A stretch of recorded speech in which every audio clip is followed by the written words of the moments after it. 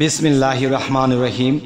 হে সমস্ত জগতবাসী, আজ আমি শামীম আলী চিশতি আপনাদের সামনে যে আলোচনাটি নিয়ে হাজির হলাম, অবশ্যই খেয়াল করে শুনবেন।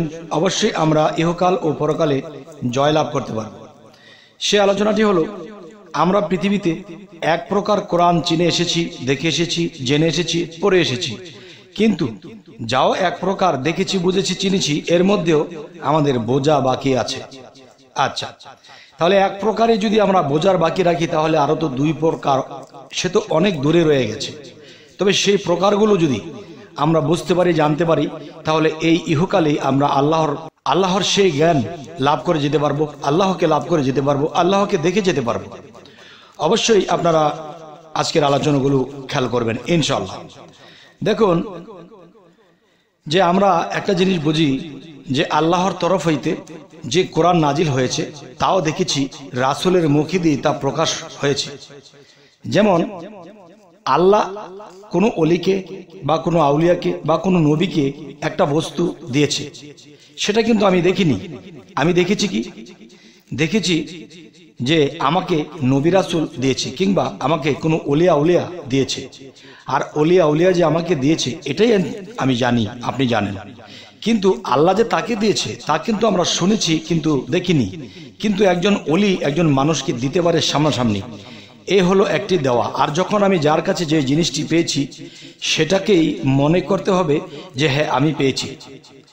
আর যার কাছে পেয়েছি আমি তার নামটি বলবো। আর উনি কার কাছ থেকে পেয়েছে সেটা আমি দেখিনি, হয়তো শুনেছি, শোনা কথাটাই বলতে হবে। কিন্তু দেখা কথার মধ্যে যদি যাই, তাহলে কিন্তু আমাকে যিনি দিয়েছে আমি তাকেই চিনি।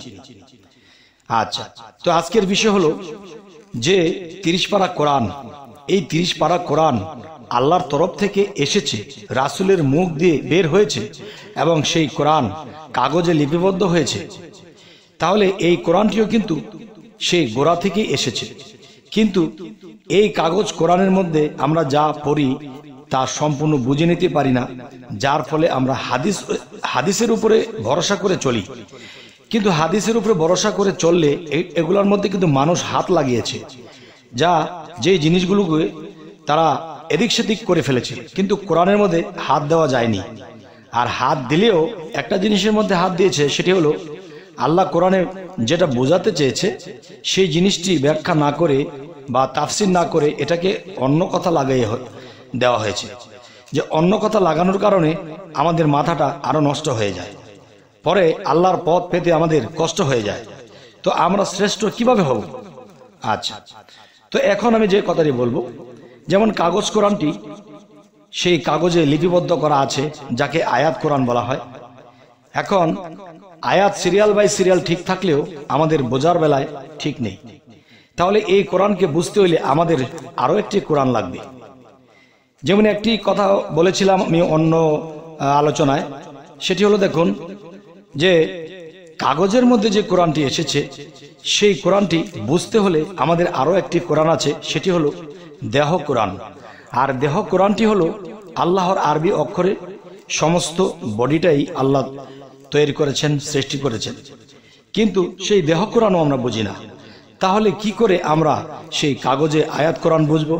আচ্ছা, এরপরে আসি, সেই দেহ কোরআনটি বুঝতে হলেও আমাদের কি দরকার? রুহে ইনসানিয়াতের কোরআন প্রয়োজন। তাহলে রুহে ইনসানিয়াতের কোরআন যদি প্রয়োজন হয়, তাহলে সেই রুহে ইনসানিয়াতের কোরআন সে কিন্তু আয়াত কোরআন নয়, তিনি কিন্তু দেখা যায় কথা কয়। সেই রুহে ইনসানিয়াতের কোরআন নিজে কথা বলে। এবং যদি কোনো আয়াত বা কোনো কিছু আমরা বুঝতেছি না, তখন রুহে ইনসানিয়াতের কোরআন সে নিজে কথা বলে আপনাকে আমাকে বুঝিয়ে দেবে। তখন আমরা কি সেই সূক্ষ্ম জ্ঞান, সঠিক জ্ঞান আমরা লাভ করব। তবে আজকের কথাটি আমি যেটি বোঝাতে চাই, যে কাগজে লিপিবদ্ধ কোরআন, দেহ কোরআন, এটাকে বলা হয় যে দেহের মধ্যে যে কোরআনটি, সেই কোরআনটি হলো সংক্ষিপ্ত আকার, সংক্ষিপ্ত কোরআন।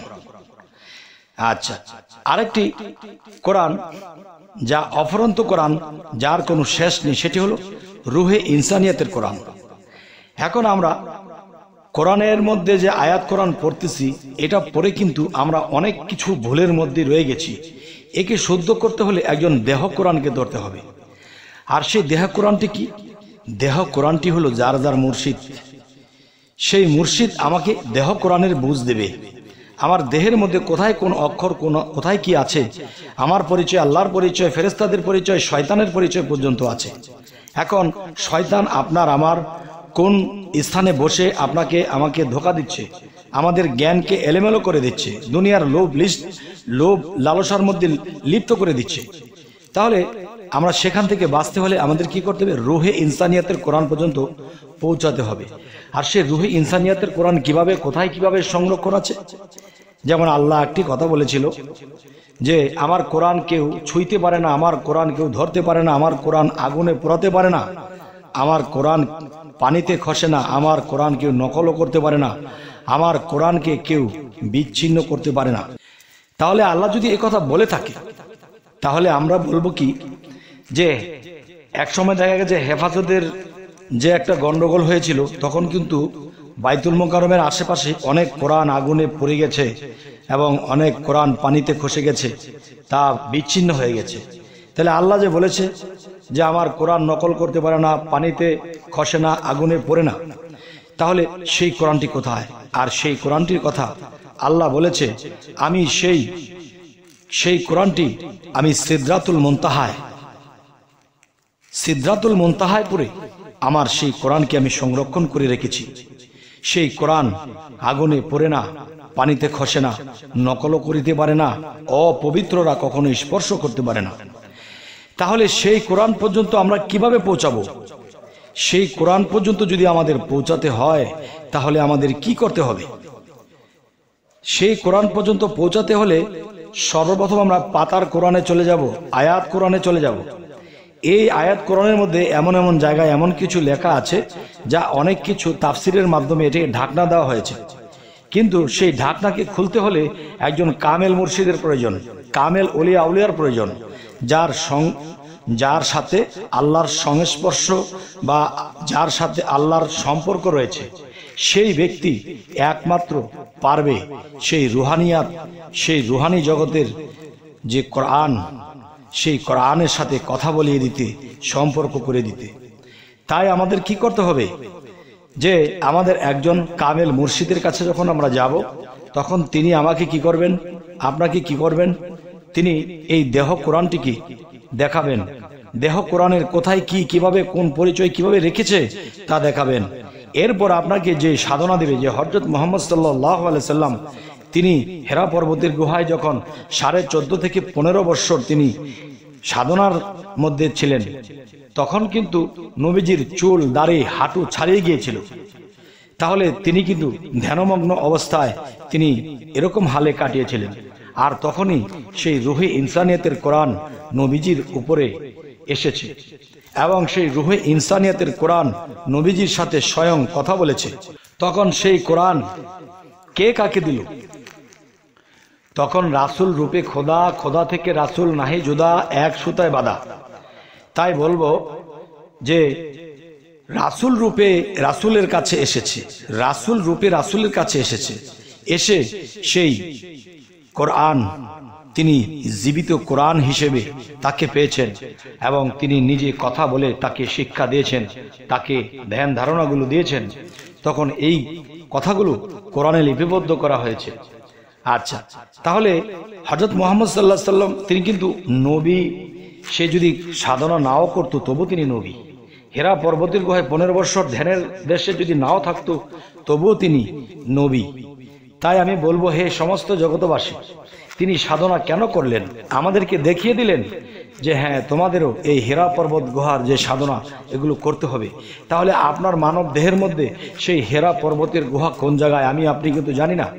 তখন সেই কামেল মুর্শিদ সেই হেরা পর্বতের গুহা আপনার এই ছোট্ট মানব ভাণ্ডের ভিতরে দেখিয়ে দেবে এবং সেই স্থানে বসে আপনি সাধনা করবেন।